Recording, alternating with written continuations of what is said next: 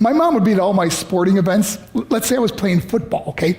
My mother would be on the sidelines, and if the play on the field started going one way, my mother would run along like, Mark, get him! I'd be like, oh my gosh. I'd get in the huddle with the other guys. They go, Mark, is that your mother? I go, no, I never saw her before in my life. See, the greatest gift my mother ever gave me, she believed in me. I have overdosed on drugs on 3 occasions where I should have been dead. But I believe I was kept here for a reason. You show me your friends, I will show you your future. How do I know this?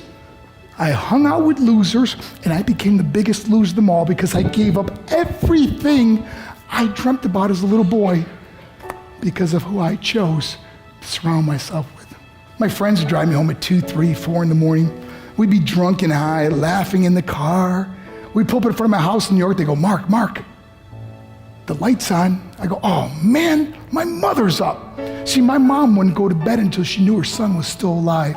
I'd walk in, she'd say, hi, Mark, how was your night? I go, it was good, Mom, I'm just gonna go to bed. She goes, can I talk to you for a minute? I go, Mom, I'm tired, I'm just gonna go to bed. She goes, Mark, I haven't seen you all day and all night. Can I please talk to you? I said, man, just leave me alone. You bug me. I'd slam my bedroom door on the one person who believed in me.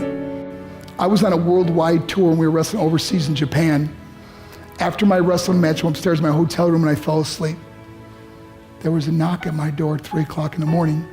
I got out of bed and I looked through the safety window and I could see it was a Japanese promoter.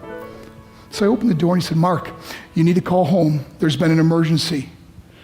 I went and got on the hotel room phone. I called back to the United States and said, hey, what's going on? They said, Mark, I don't know how to tell you this. I said, just tell me what happened. All of a sudden they started crying. They go, Mark, I can't tell you. I said, just say it. They said, Mark, your mother died. I just threw the phone down. I ran out of my hotel room. I took the elevator to the lobby, and when the doors opened up, I just ran out into the street. I mean, there was no cars, there was no people. It was 3 o'clock in the morning. And I walked down the middle of a street in Hiroshima, Japan, and I remember looking up and just saying, Mom, I am so sorry. I flew home for her funeral, and I was so nervous to walk up to her casket, so I just stood way in the back. And I kept looking from a distance. I kept thinking to myself, Mom, please wake up. Please get up. And then I finally got the nerve to walk up to her. And as I got closer, I could see my mom for the first time. I mean, she was so beautiful. She was dressed in white. I mean, she looked like an angel. And I just stood over her and I said, Mom, you are my hero. Everything I am, everything I hope to be was because of you. You loved me so much, you gave me a life. You're the only one that ever believed in me. How did I repay her? By getting drunk, by getting high, by getting stupid, by hanging out with losers? For what? All she ever wanted to do was talk to me. I wish I could talk to you now, Mom. I wish you could see what I'm doing. Why couldn't I have been a better son?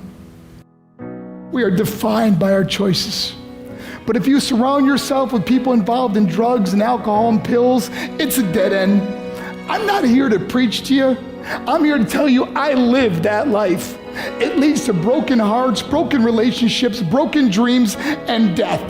For what? To get high? If you have a mother or a father, when you go home, tell them how much you love them. See, my whole life was about being rich and famous. I had to be a millionaire. I had to win the race. I had to win the race at the expense of my marriage, my family, my friends. For what? To be all alone in the world? I learned what is truly important, and that is how precious this gift of life is, and our families, and how quickly it can be taken away. See, I no longer live in time, I live in moments. See, it's not what's in your pocket that matters, it's what's in your heart that truly matters. Love Love is just a word until somebody comes along and gives it meaning. You're the meaning.